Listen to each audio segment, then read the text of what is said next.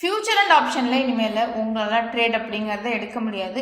August 29 future and ஆப்ஷனில் சில கம்பெனியோடைய stocks அப்படிங்கிறத எக்ஸ்க்ளூட் பண்ணுறாங்க.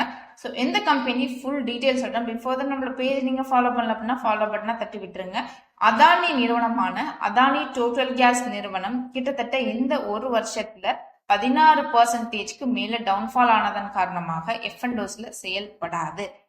Jindal stainless steel limited, SJVN limited, Poonawalla Fincorp limited இவங்கெல்லாமும் எஃப்என்டோவுடைய சில ரூல்ஸ் அப்படிங்கறத மீட் பண்ணாதன் காரணமாக எஃப்என்டோ செக்மெண்ட்ல இருந்து ஒமிட் பண்ணிட்டாங்க. Aditya Birla fashion and retail limited கிட்டத்தட்ட இந்த வருஷத்துல மட்டும் 20% அபோவ் டவுன்ஃபால் ஆனதன் காரணமாக எஃப்என்டோல ட்ரேட் அப்படிங்கறத ஆகஸ்ட் 29 எடுக்க முடியாது.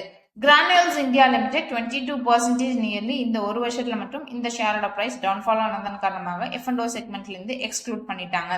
CESE லிமிடெட் 10% நியர்லி டவுன்ஃபால் ஆனதன் காரணமாக எஃப்என்டோல இருந்து ரிமூவ் பண்ணிட்டாங்க.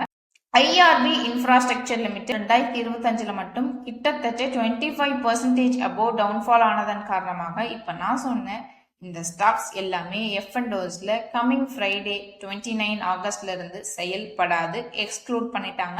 ஸோ லாஸ்ட் டே எக்ஸ்பைரி அப்படின்னு பார்த்தா 28 ஆகஸ்ட் தான் எக்ஸ்பைரி. ஸோ இப்போ நான் சொன்ன இந்த தகவல் ஃபியூச்சர் அண்ட் ஆப்ஷன் ட்ரேடர்ஸ்க்கு ரொம்ப ஹெல்ப்ஃபுல்லாக இருந்திருக்கும்னு நினைக்கிறேன்.